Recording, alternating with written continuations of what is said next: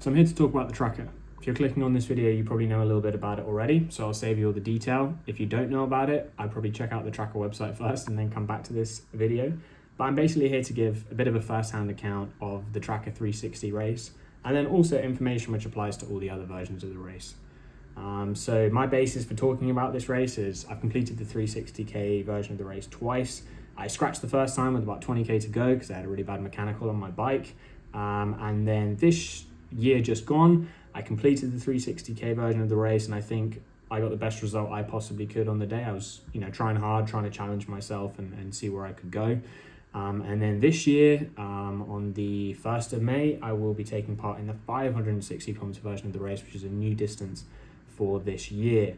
And I wanted to share with anyone who kind of needed advice on this race, some useful tips and tricks that I found, with my 2 times having done the race and taken part. So stick around if you want to learn a little bit more. So the first thing we'll talk about, as a lot of people do in these videos, is tires. It's the question that I've been asked the most about people going to do this race, and unfortunately there's no easy answer. Personally, I think for anything over the 200 kilometer distance of this race, and pretty much any other race off-road, you really should be going for bigger is better.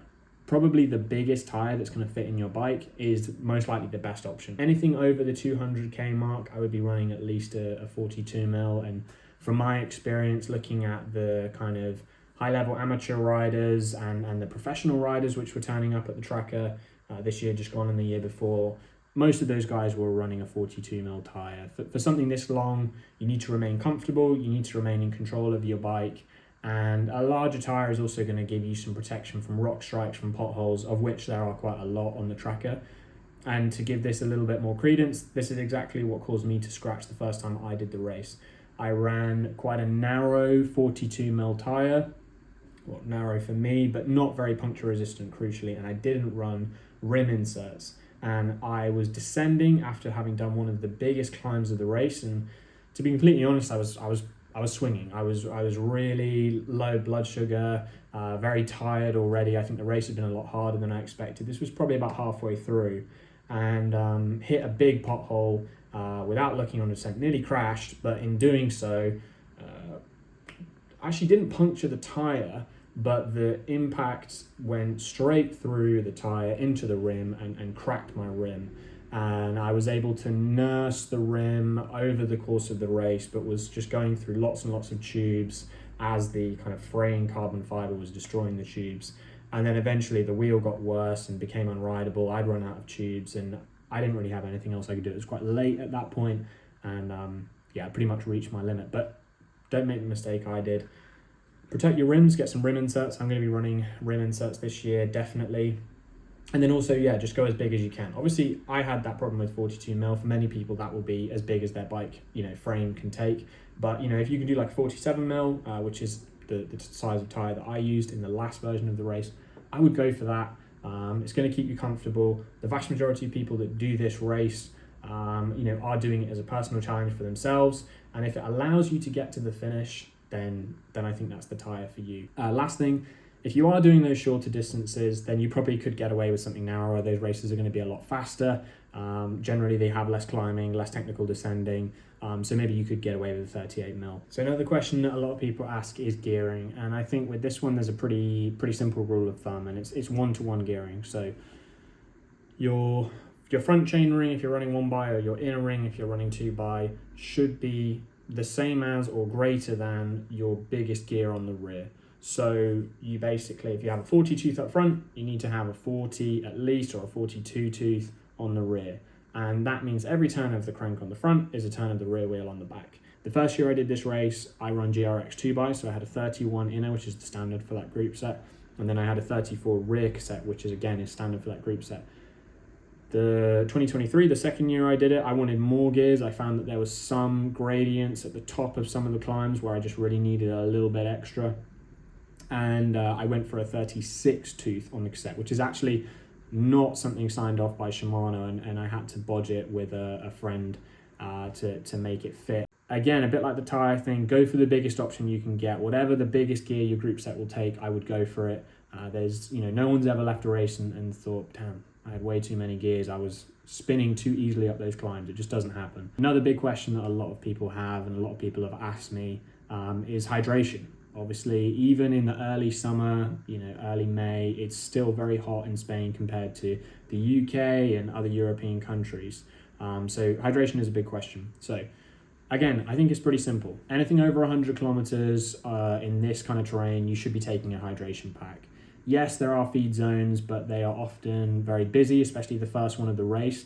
Taking a hydration pack means you can often skip that first feed zone, which is a big morale boost. It's going to boost you up the rankings of the race a lot because you can ride by all those people who are having to scramble to fill bottles. And it just makes you a little bit more self-sufficient, and you can drink more freely as the race goes on and not have to worry so much about running out. So a hydration pack is definitely key. Personally, I use the Camelback Chase. I use the smaller gravel version of it, which is I think a 2-liter hydration pack in the rear. They do a longer one, I think the Chase 4 I think it's called, which actually covers up your pockets on the rear if you're wearing like a traditional cycling jersey. I wouldn't recommend that one. Go for the smaller one. It sits above your pockets, really nice, and it's got some pockets on the front here if you want to hold your phone and anything else. If you are doing the shorter distance, I would say 100, 200. So still run a hydration pack, but you probably don't need those front pockets. And a lot of guys who do those distances use the USWE or SWE, I'm never sure how you say it, hydration pack, which is a very simple hydration pack. It's literally just a bladder strapped to your back with these super tight straps here, and it's not got any pockets. If you're doing the 360 or the 560, I would go for something like the Camelback, like I use. I may switch to use the Apogura one this year. The new one they put out looks pretty good.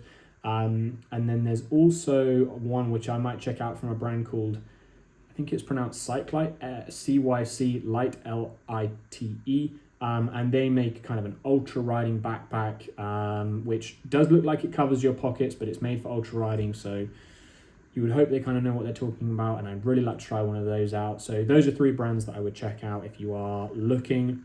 But yeah, hydration pack I think is a must. One piece of advice which might come a little bit surprise to some people would be pacing. A lot of people start this race out way too fast, and even the 360k it starts out like a crit. People are sprinting, and it really caught me out, and I was kind of hanging in there at the beginning of the 2023 race. But another tip for you guys, my bottles hit a pothole going at high speed trying to stay with the bunch. Both my bottles flew out, and in that split second I had to make a quick decision of, do I carry on the race with no bottles, which is obviously a major part of my fueling strategy, or do I stop, pick them up, and try and make the time back? And I did stop, and I did pick them up, and I'm glad I did, because I would have been in big trouble if I didn't have those big bottles in my frame with all that. Be patient, trust your plan, stick to it, and stick to a speed that you can maintain all day. And a big part of that is going to be studying the course, studying the GPX, learning the climbs, learning where the feed stops are, and just really do your due diligence on planning. You will thank yourself for it later, and you'll go into the race feeling a lot more confident. And if you go into it feeling confident, you're going to enjoy it a lot more as well. Okay, last one for this video is nutrition. Again, pretty simple. Just eat as much as you can, okay? People say little and often. I would say lots and often. Just eat and eat and eat. And a big part of this comes in your training and your day-to-day life as well. You need to learn to just be eating a lot of food as riding goes on. For me, this generally isn't too much of a problem. I'm a big eater. I love eating. I eat a lot on bike rides. It's one of the main reasons I like riding my bike, because you can eat whatever you want. But try and train yourself to be good at eating lots of food, and just as that ride is going on, constantly be eating. And try and prepare your body when you prepare for this race to eat things you wouldn't normally expect to eat on a ride. So the feed stops that are put on by Classmark are great, but it's maybe food that you wouldn't traditionally think of on a bike ride, if you're from the UK at least. It's a lot of typical food. So, they have pasta, they have rice, they have Spanish omelette, they have Spanish meat. It's pretty crazy. So when you're out for your rides, I think on a race as long as, say, the 360k, sports nutrition can only get you so far, because there's not that much sports nutrition at the feed stations, and you probably don't want to carry enough sports nutrition for a 360 kilometer race, because that would be a lot. So I think maybe start out with some sports nutrition if that works for you, but when you're into those, the late hours of this race, you're going to be eating food that you didn't expect. This is everything actually I wanted to cover today. There's a lot more to the tracker and all of the race series, and I'm aware that other people might have questions about that. It's a race I'm super passionate about, so I got a lot of time for it. I like helping people and answering questions about this stuff. So if there's anything I've not covered in this video, I'd be happy to do another one. Put it in a comment, and yeah, I'm sure people have got loads of other questions, but I think those are the big ticket items. Yeah, hope you enjoyed, guys. Hope you found it useful, and yeah, any questions about this, put it down there, and who knows, maybe I'll do another one. Thanks for watching.